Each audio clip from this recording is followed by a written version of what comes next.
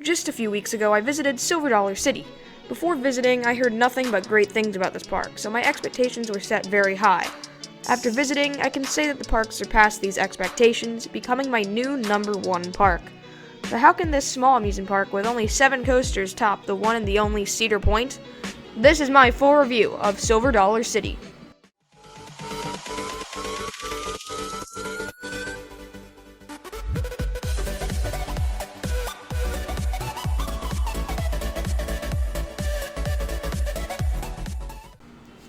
So first we will start by going through the park layout. Then we will go through 10 categories that will grade the park. Finally, I will give my final thoughts on the park. Let's jump into it.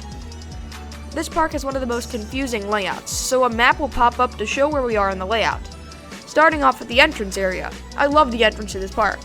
Normally, when walking into a park, you are greeted with a big main street section with big buildings and rides. But here, you have a narrow pathway with no rides in sight. You seriously cannot see anything going into this park because of how hidden it is. This section consists of a ton of nature, flowers, waters, and buildings galore. I feel like this park has everything you need to survive. Just on this one little path is a full bakery with some great treats, lots of gift shops, and a cave tour. The entire park is built on a massive cave called the Marvel Cave, with tight passages and huge open portions. After walking through the hospitality house where you can buy Trailblazer passes, you enter the second section of the park, Main Street. This section actually feels like the square of a small town. In the center of the paths is a big gazebo where bands can play. All of the employees stop to talk to you, see how you are doing, and if you need anything, like directions. Hi, Billy, what you up to? Good morning. Is y'all playing right nice? We're playing nice. We're filming for his YouTube channel. Woohoo, amen. There are so many shops in this section, including a blacksmith, a general store, plenty of food options, and a full-on jewelry store. No rides are here, but there doesn't need to be in order to enjoy this section of the park. Going to the right is the next section called Valley Road, which is where the rides start coming in. In this entire section, guests are descending down a hill. The entire park sits on a hill, so there is a lot of hiking involved with getting around the park. After passing another blacksmith, glass blowing, and a Christmas store, yes, you can leave this park with a Christmas tree, you get to 2 coasters. These are the pretty fun Aero Mine Train Thunderation and the unique and outstanding Time Traveler. Also here in this section is the delicious looking sausage and potato skewers, which we unfortunately didn't get to try. Now we enter one of 4 dead ends in the park, the Grand Exposition. This is the park's kiddie section, which actually has a thrilling flat ride with electro spin. Also in this section is the kiddie coaster, a pirate ship ride, teacups, and multiple other family-friendly flats. There are also a few other activities in this section, including 2 theaters, a cake and ice cream shop, and a marionette shop. Turning back around and going down a hill in the Valley Road section leads us to more activities, including pottery and another theater. Turning right in this next fork leads to Fireman's Landing, the second dead end of the park. This section contains a theming to firefighters with multiple flats, including the shot tower in the park, Firefall.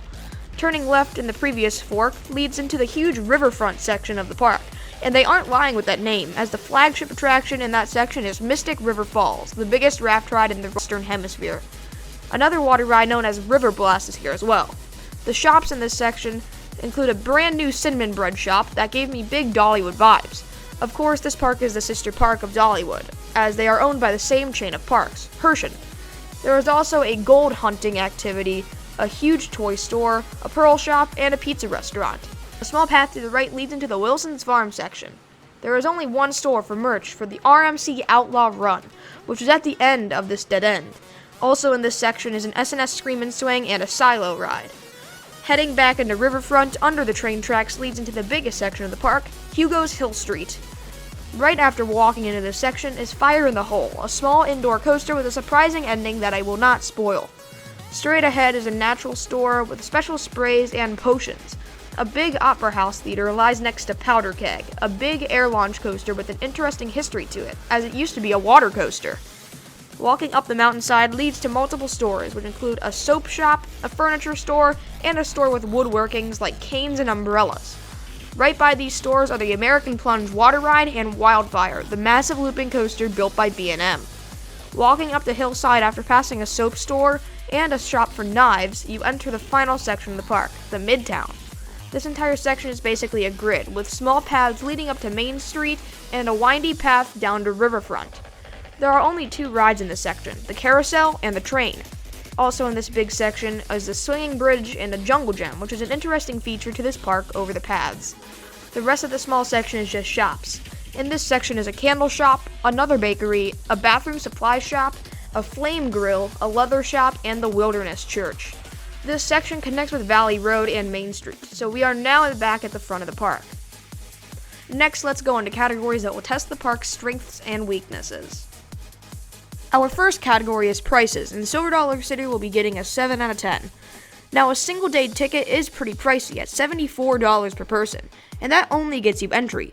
But I have to say, everything else is surprisingly cheap at this park. Food isn't nearly as bad as it was at Six Flags. You can get an entire meal for the price of 1 pretzel at Six Flags.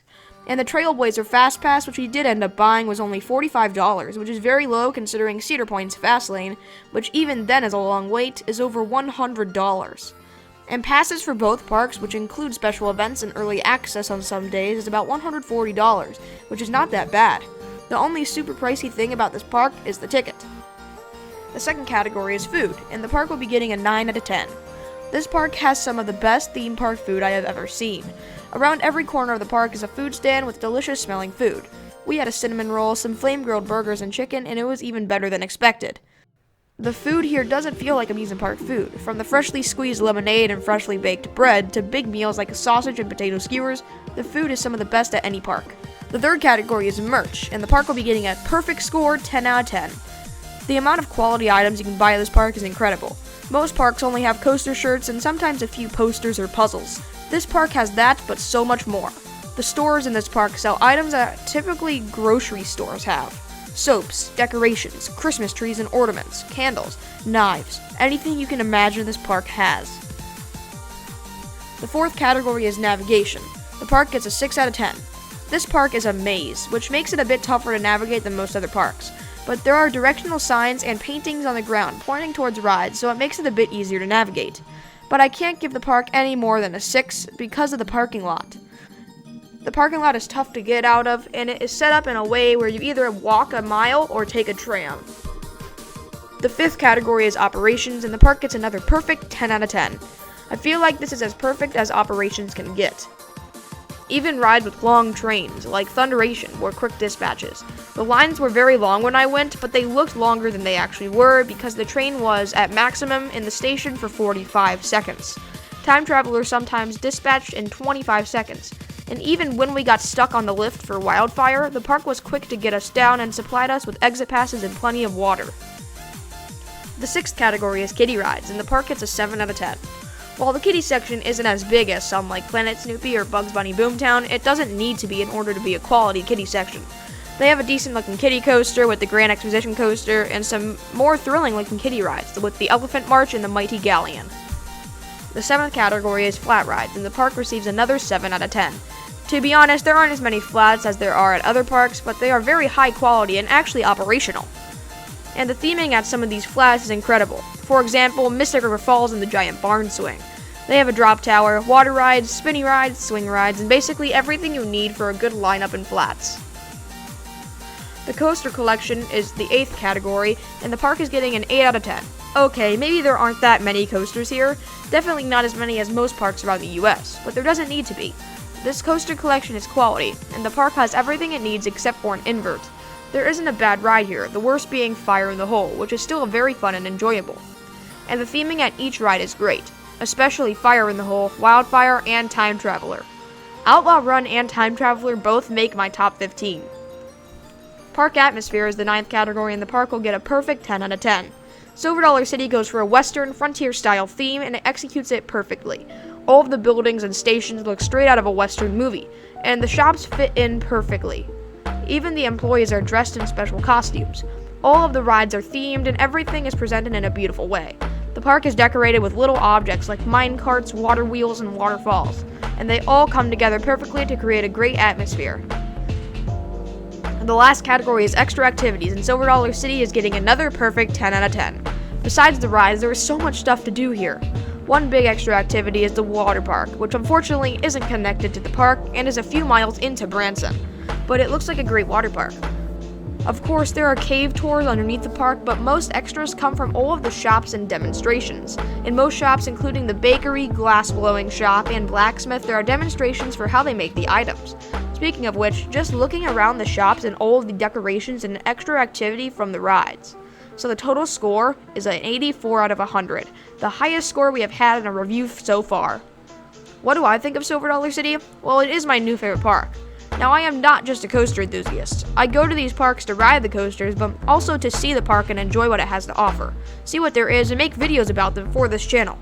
There is just so much stuff to do at this park that makes it entertaining. At Cedar Point, my previous number one, you go and don't know if you're really going to have a good day for the operations and atmosphere inside the park. But at Silver Dollar City, even with heat stroke from the 100-degree temperatures and super busy days, I had a blast. With the amount of theming and shops and all of the activities around the park, you could spend days here and not see everything. The rides are phenomenal, but that is just a fraction of why I love this park so much. All of you watching this need to come to this park at some point because it is a great experience. Thanks for watching. If you enjoyed, make sure to leave a like and subscribe. Comment below what you think of Silver Dollar City. Email me with questions or concerns, and have a great rest of your day.